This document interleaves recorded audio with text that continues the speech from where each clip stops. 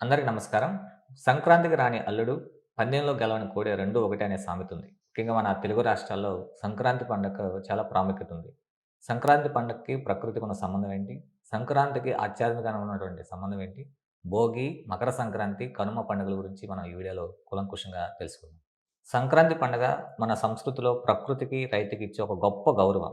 ఉత్తరాయణ పుణ్యకాలం అంటే సంక్రాంతి నుండి సూర్యుడు ఉత్తర దిశగా పయనిస్తాడు. ఈ సమయం దేవతలకు పగలతో సమానం. అందుకే భీష్ముడు తన ప్రాణత్యాగం కోసం ఈ పుణ్యకాలం కోసం వేచి చూడటం జరిగింది. చలికాలంలో వచ్చే చర్మ వ్యాధులు తగ్గటానికి భోగి మంటల నుండి వచ్చే వేడి ఉపయోగపడుతుంది. అలాగే గాలిపటాలు ఎగరవేయటం ద్వారా లభించే ఎండ, విటమిన్ డి శరీరానికి మేలు చేస్తాయి. ఈ పండగలో నువ్వులు, బెల్లం ఎక్కువగా వాడతారు. ఇవి శరీరానికి వేడిని, శక్తిని ఇస్తాయి. నువ్వులు తిని మంచిగా మాట్లాడిన ఒక సామెత కూడా ఉంది. భోగి, మకర సంక్రాంతి, కనుమ ఈ 3 రోజులు బాగా జరుపుకుంటాం. ఫస్ట్ భోగి గురించి చూద్దాం. భోగి అంటే భోగ్యం అనగా అనుభవించటం. చలికాలం ముగిసి సూర్యుడు దక్షిణాయనం నుండి ఉత్తరాయణంలోకి ప్రవేశించటం ముందు వచ్చే రోజు. పాత వస్తువులను అలాగే మన మనసులో ఉన్న చెడును ఆలోచనలను భోగి మంటల్లో వేసి తగలబెట్టడం ద్వారా కొత్త జీవితానికి నాంది పలుకుతాం. చిన్న పిల్లలకు దిష్టి తగలకుండా ఉండడం కోసం భోగి పళ్ళు పోస్తాం. అంతేగాక అందమైన రంగులు, ముగ్గులు, అలాగే గొబ్బెమ్మలు, కోడి పందాల పోరు, ఎడ్లబండి పోటీలు, గంగిరెద్దుల ఆటలు, హరిదాసుల కీర్తనలు, ఆకాశమంతా రంగురంగుల గాలిపటాలతో కలకల్లాడుతూ ఉంటాయి. మకర సంక్రాంతి. సూర్యుడు ధనురాశి నుండి మకర రాశిలోకి ప్రవేశించడాన్ని సంక్రాంతి అంటారు. ఇది రైతులకు అత్యంత ముఖ్యమైన రోజు. 6 నెలల పాటు కష్టపడి పనిచేసినటువంటి రైతులు తమ చేతికి పంట వచ్చే సమయం.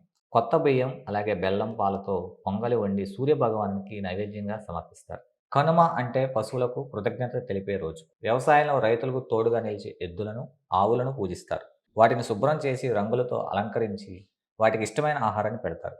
కనుమ రోజు గారెలు, నాటుకోడి పులుసు, బూరెలు, అరిసెలు, అలాగే జంతికలు వంటి వంటకాలు ప్రత్యేకంగా చేసుకుంటారు. కోడి పందాలు, ఎడ్ల పందాలు పోటీలు వంటి గ్రామీణ ప్రాంతాల్లో ఎక్కువగా క్రీడలుగా జరుగుతూ ఉంటాయి. సంక్రాంతి ముగ్గులను కేవలం అలంకారం కోసమే కాదు, బియ్యపు పిండితో ముగ్గులు వేయడం జరుగుతుంది. దీనివల్ల చిన్న చిన్న చీమలు, కీటకాలకు ఆహారంగా మారుతుంది.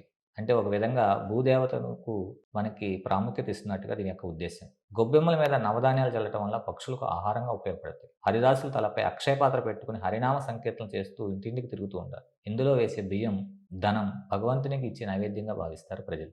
ఇది మనిషిలోని అహాన్ని తగ్గించుకోవడానికి ఒక సంకేతం.